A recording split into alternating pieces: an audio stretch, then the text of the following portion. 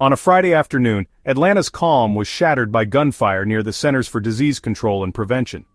What began as an ordinary day quickly turned into a scene of chaos and heartbreak as the city faced a tragedy that would leave a lasting mark.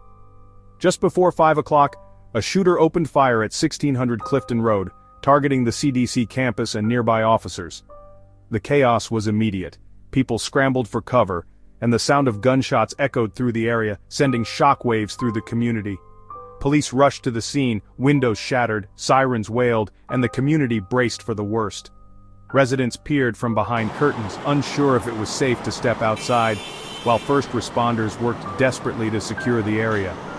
Within minutes, Officer David Rose, a Marine Corps veteran and a rookie cop, only 11 months on the job, was struck while bravely responding to the call.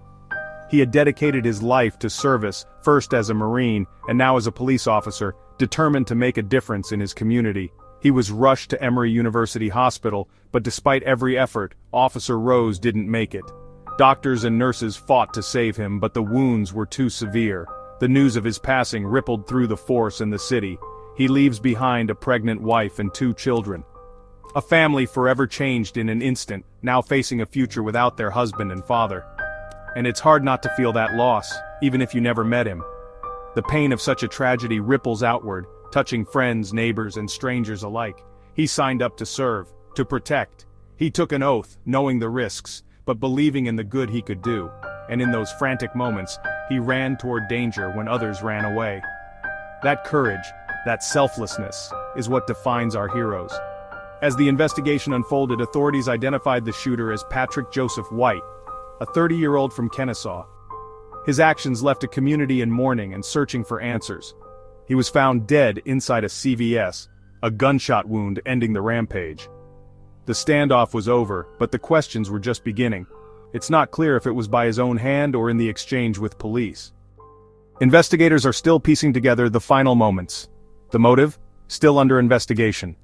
Authorities are combing through evidence, searching for clues to explain what led to this senseless act. Reports say his father had called police earlier that day, worried for his son's mental health. It's a reminder of how mental health struggles can sometimes go unnoticed until it's too late. Neighbors mentioned anti-vaccine beliefs, blaming the CDC for his illness. The intersection of misinformation, fear, and personal crisis can have devastating consequences. 4 CDC buildings were struck by bullets, but somehow no CDC staff or visitors were hurt. The quick actions of security and law enforcement likely prevented an even greater tragedy.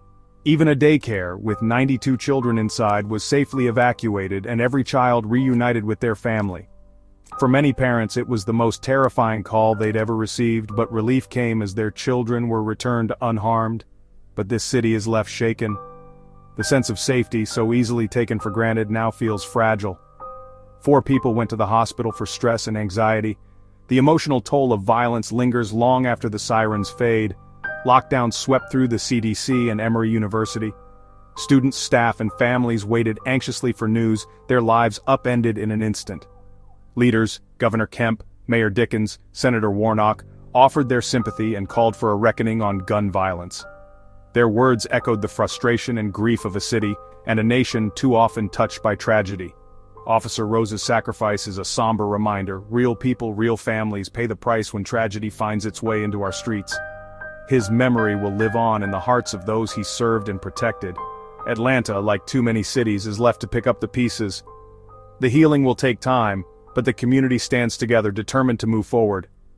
If you're struggling, remember, there's help. Reach out, talk to someone, and know that you're not alone. And for those who serve, who protect, and who grieve, thank you. Your courage and compassion are the backbone of our communities. Stay safe out there.